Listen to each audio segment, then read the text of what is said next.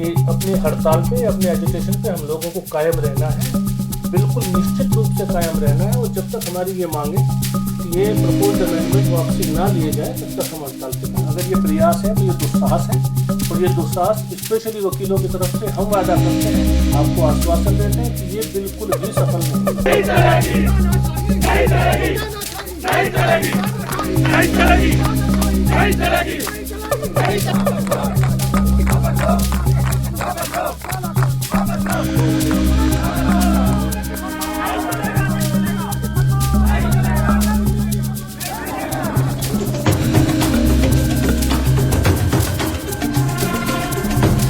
नमस्कार मित्रों, आप सभी का स्वागत है खबर आसपास में। इस समय हम मौजूद हैं bar council of Delhi chairman executive committee के सीनियर वकील डॉक्टर DK शर्मा जी के चैम्बर में मौजूद है। सर, जिस तरह का इस समय प्रोटेस्ट चल रहा है, बीते सोमवार से ये प्रोटेस्ट चल रहा है और उत्तर भारत में कहीं ना कहीं ये प्रोटेस्ट एक बहुत बड़ा रूप ले रहा है, क्या कहना चाहिए इस विषय पर? सबसे पहले मैं सभी आदरणीय अधिवक्ता बंधुओं को मेरा नमस्कार। जो प्रोटेस्ट अभी अधिवक्ताओं का चल रहा है, ये बहत रूप अभी नहीं लिया, इससे भी बहुत बड़ा रूप लेने वाला है। क्योंकि इस एक्ट के अंदर जिस तरह के प्रपोज्ड अमेंडमेंट सेंट्रल गवर्नमेंट करना चाहती है, वो वकीलों के हित के बिल्कुल ही खिलाफ है। एक तरफ हम लोग उनसे एडवोकेट प्रोटेक्शन एक्ट की मांग कर रहे थे। एडवोकेट प्रोटेक्शन करने के बजाय उल्टे एडवोकेट के ऊपर ही किस तरह से एक्शन किया जा सकता है। There will be number of litigations filed by clients against the advocates if these provisions are allowed. So इसके अगेंस्ट में हम लोगों का पूरे प्रचंड रूप से अभी शुरू हुआ है, आगे और बढ़ता रहेगा जब तक हमारी ये मांगे स्वीकार नहीं होंगी कि इस काले कानून की धाराओं को जो प्रपोज्ड है इनको वापसी लिया जाए। हम इसको लागू नहीं होने देंगे। देख रहे हैं देश के कुछ हिस्सों में ही इसने एक भूख हड़ताल का रूप भी ले लिया है, और कुछ स्टेट्स में या कुछ सिटीज़ में जैसे लखनऊ या बहुत सारे सिटीज़ में कुछ भूख हड़ताल भी इस विषय पर की जा रही है वकीलों के द्वारा। उसमें क्या कहना चाहिए? देखिए, पूरे देश में जब भी कानून से संबंधित या और भी कोई मुद्दा हो उससे संबंधित जब कोई आंदोलन शुरू होता है, तो 99% वो आंदोलन केवल दिल्ली से शुरू होता है। और स्पेशली वकीलों के जितने पास्ट में भी आंदोलन हुए हैं, वो सब दिल्ली से ही शुरुआत हुई। तो दिल्ली ने अभी तो शुरुआत की है, इसकी चिंगारी यहाँ से चली है और धीरे धीरे ये पूरे भारत में प्रचंड रूप से फैलेगी। भूख हड़ताल भी होगी, अनिश्चित भूख हड़ताल भी होगी।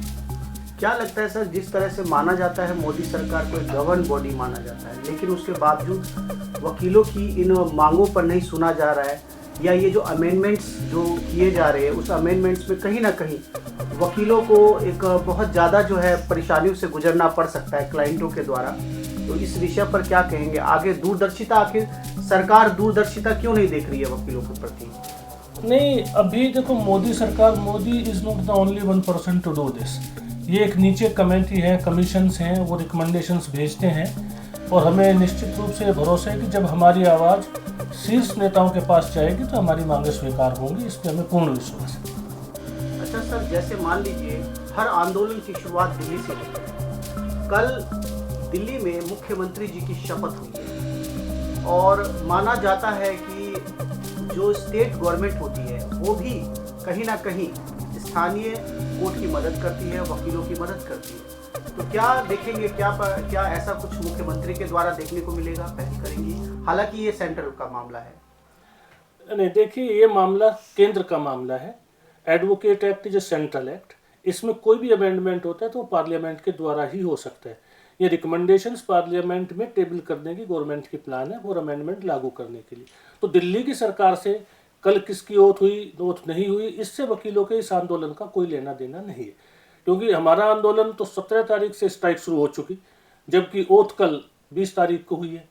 तो इस चीज़ को इससे कनेक्ट नहीं किया जा सकता। सेंटर का मुद्दा है, हमारा रिप्रेजेंटेशन, हमारा एजिटेशन सेंट्रल गवर्नमेंट के खिलाफ है। तो लगता है कि एक आशा है कि उम्मीद है कि गवर्नमेंट आपके इस अमेंडमेंट को जो है वो हटा देगी या सुनवाई होगी आपकी, ऐसी आशा करते हैं? नहीं, हमें निश्चित रूप से आशा है कि जब हमारा रिप्रेजेंटेशन, हमारे डेलीगेट्स इन लोगों से मिलेंगे तो वो इस पर निश्चित रूप से विचार करेंगे।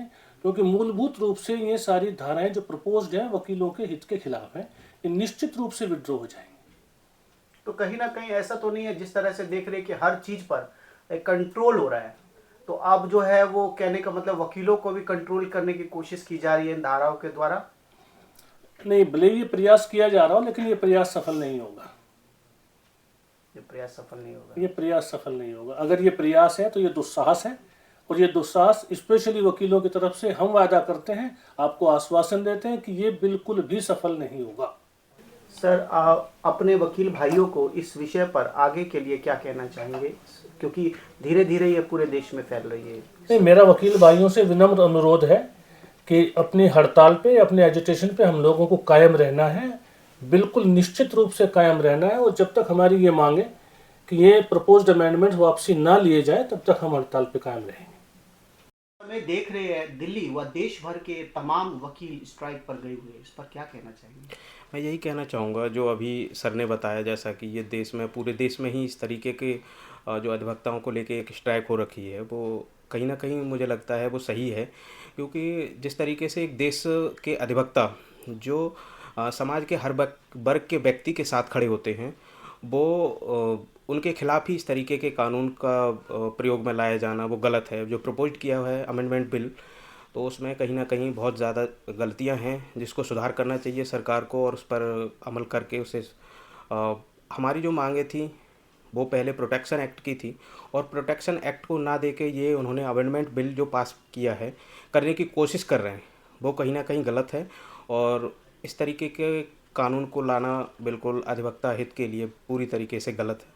जो कि अभी तक लगभग दिल्ली में सभी बार एसोसिएशन ने पूरी तरीके से स्ट्राइक कर रखी है, और अधिवक्ता साथी सभी रोड पर भी आ रहे हैं। भूख हड़ताल का भी ऐलान हो चुका है, और देश भर में इस तरीके की अधिवक्ताओं के हित के लिए जो सभी साथी अधिवक्ता खड़े हुए हैं, वो कहीं ना कहीं सही है, और हमें इसको पूरी तरीके से बंद करके और उनका अनुपालन करके स्ट्राइक को करना है, जो कि हमारे हित के लिए वो सही है।